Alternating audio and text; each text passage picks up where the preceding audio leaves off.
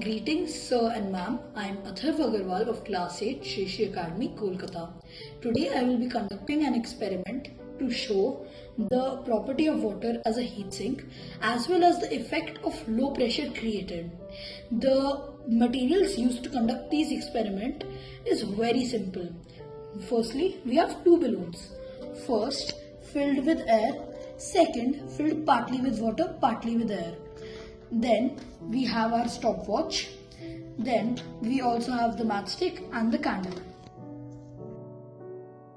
Now to start with, we would hold the balloon number 1 that is filled completely with air above the burning candle and wait for it to burst.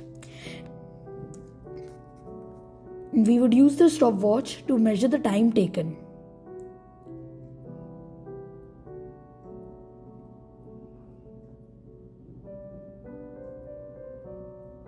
The balloon bursted in approximately 20.5 seconds. For the next part, we would take balloon number 2 and hold it. We would hold it above the candle. This balloon is filled partially with water and partially with air. We have also used a trough below it so that any spilled water could be collected.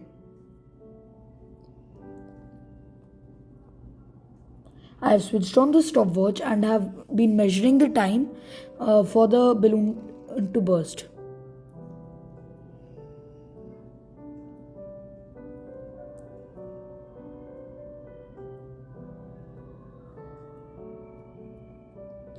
It has been 30 seconds.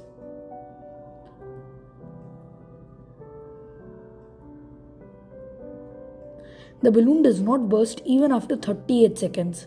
Now we shall press the balloon against the candle holder. Due to lack of oxygen, the candle goes out, and as we can see, the balloon goes in and a low pressure is created, which helps us to lift the jar along with the balloon. As you can see, the jar is lifted. This is what's left of balloon 1, as there was nothing else but the rubber to take the heat, and hence the balloon busted.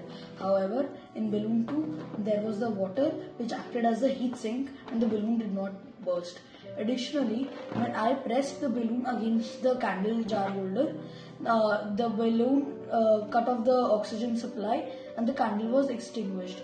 The warm air in the candle jar actually made a low pressure area which acted as a partial vacuum.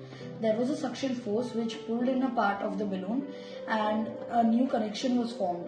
This connection was strong enough to actually pull up the glass jar when held from the balloon itself. Thank you.